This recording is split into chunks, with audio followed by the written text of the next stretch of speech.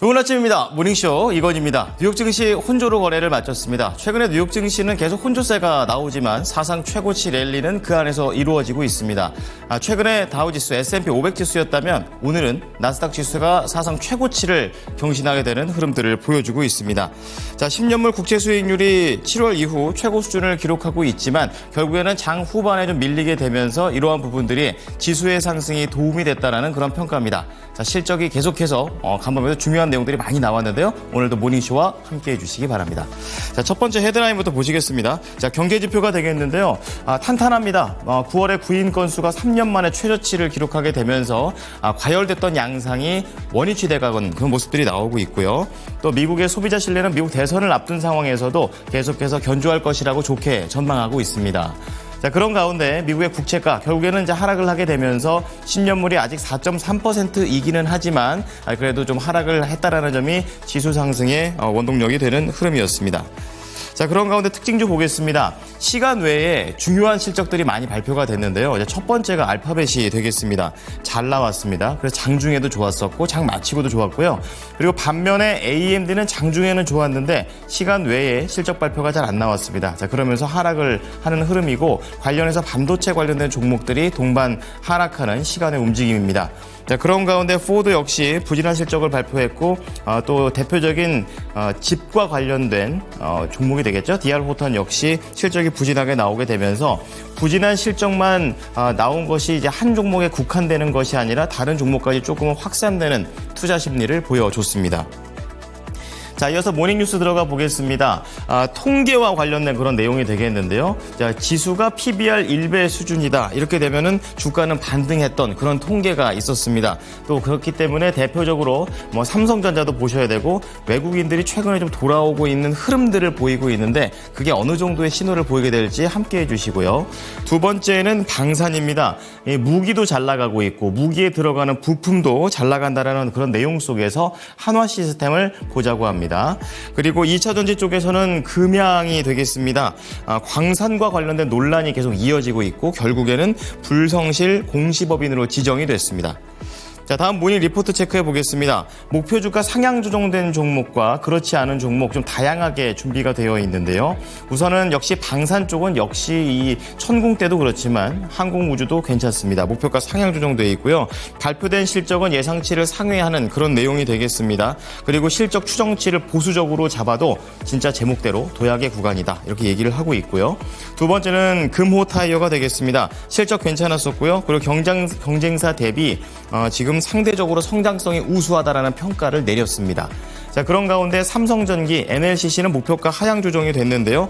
3분기 실적도 부진했었고 그리고 MLCC에 대한 시황은 2025년 내년부터 괜찮아질 것이라는 얘기를 해주고 있습니다.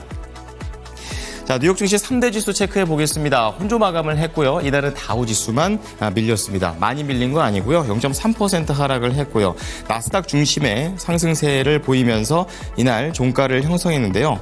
이날 반도체 관련된 종목들은 대부분 상승 랠리를 보였지만 시간 외 실적 발표 때문에 전반적으로 하락을 했습니다. 장중 기준으로는 필라델피아 반도체 지수 2.1%의 상승세를 보여줬었고요. 실적 결과에 따라서 종목의 향방이 크게 엇갈리는 장세는 이날도 이어졌습니다. 자, 그렇다면 경제 지표부터 체크해 보겠습니다. 미국의 경기는 참 부러울 정도로 탄탄한 흐름입니다. 우선 과열됐던 고용부터 보시겠습니다. 미국 노동시장의 수요 흐름을 보여주는 구인 규모가 9월 들어서 예상 밖으로 감소해 3년 반 만에 가장 낮은 수준으로 떨어졌습니다. 9월 구인 건수는 744만 건으로 나왔는데요. 지난 2021년 1월 이후 가장 낮은 수치고요. 전망치가 800만 건이었었는데 여기에도 큰 폭으로 하회하는 모습입니다. 참고로 미국의 구인 건수는 2022년 3월 1,200만 건을 정점으로 계속해서 감소 추세를 보이고 있습니다. 이와 같은 지표와 관련해 시장에서는 그동안 과열 양상을 보였던 노동시장의 균형을 찾아가고 있다라고 평가했습니다. 자, 다음은 소비자 신뢰 지수가 되겠습니다. 미국 경기에 대해서 미국 사람들은 얼마나 자신감을 갖고 있냐라는 그런 지표가 되겠는데요. 더욱 낙관적으로 전망하고 있습니다. 10월 소비자 신뢰 지수는 108.7포인트를 기록을 했습니다. 9월 대비해서도 상승을 했고요. 그리고 9월 9개월 만에 가장 높은 수치이기도 합니다. 그리고 지난 2021년 3월 이후 가장 큰 폭의 상승세를 보이면서 앞으로 향후 6개월 후에 단기 전망인 기대 지수 역시 기준선인 80포인트를 크게 웃돌면서 89.1포인트를 기록했습니다. 이걸 발표한 컨퍼런스 보드 측에서는 현재 일자리 가용성에 대한 견해는 몇 달간의 약세 이후 반등했고 이는 잠재적으로 더 나은 고용시장 데이터를 반영한 것일 수 있다라고 평가했습니다. 자, 이렇게 경제지표가 탄탄한 가운데 미국의 국채 수익률 최근에 계속해서 높아서 문제였었는데요. 장중에는 높았지만 결국에 후반에 약간 밀리게 되면서 초반의 분위기와 후반의 분위기가 달랐습니다. 자, 우선 미국의 국채 가격이 결국에 하락을 했고 지수 반등의 재료가 됐는데요. 10년물이 최종적으로 4.316 그리고 2년물은 4.168% 마감을 했습니다. 장단기 국채 수익률의 차이는 더욱더 확대가 됐고요. 10년물의 금리는 지난 7월 초 이후 가장 높은 수준을 나타냈었습니다. 그래서 4.3%를 돌파하면서 시장의 긴장도도 높아졌는데요.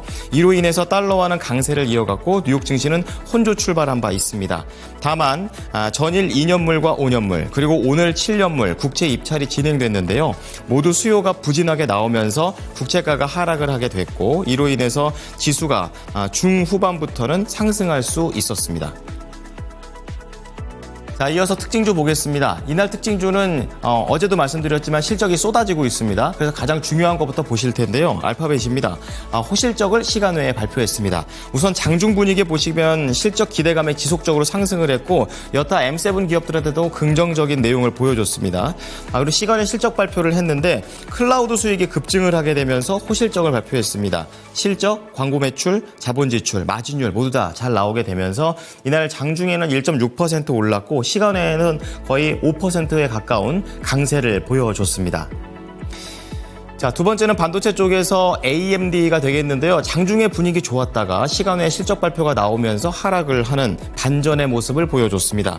장중에는 이제 클라우드 기업들의 호실적도 또 기타 발표가 되게 되면서 분위기가 잘 나왔었고요. 시간 외에 데이터 센터 부문의 중심으로 실적 자체는 전반적으로 잘 나왔습니다. 하지만 시장에서 포인트로 잡았던 것은 다음 분기 매출이 되겠는데요. 여기에서 예상치를 하회하게 되면서 밀리는 흐름이었습니다. 그래서 장 마감 기준으로는 3.9% 올랐지만 시간 외에서는 6% 이상 밀렸습니다. 다음은 완성차 쪽에서 포드 체크를 해보겠습니다.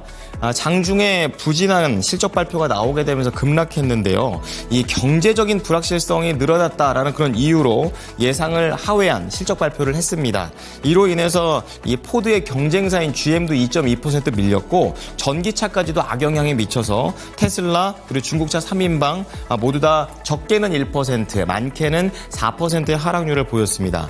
자, 이날 포드는요, 장중에 다행히 밑꼬리는 달았지만 더 많이 밀렸기도 했었습니다. 8.4% 밀리면서 $10.41에 거래를 마쳤습니다. 자, 마지막으로 이 내구재, 특히 이 집과 관련된 그런 종목이 되겠습니다. DR 호턴인데요. 부진한 실적 발표 역시 큰 폭의 하락세를 보였습니다. 모기지 금리가 낮아졌음에도 불구하고 시장에서는 더 낮아질 거다라는 그런 기대감 속에서 집을 사지 않는다라는 쪽으로 이어졌습니다. 그리고 여기에 대선과 같은 불확실성까지 겹치게 되면서 악재가 됐다고 하는데요. 이날 DR 호턴 같은 경우에는 양봉으로 거래를 마쳤지만 7.2% 하락했고요. 레나 코퍼레이션 2.2% 그리고 KB홈 같은 경우에도 1.9% 밀리게 되면서 전반적인 하락세를 이끄는 흐름이었습니다.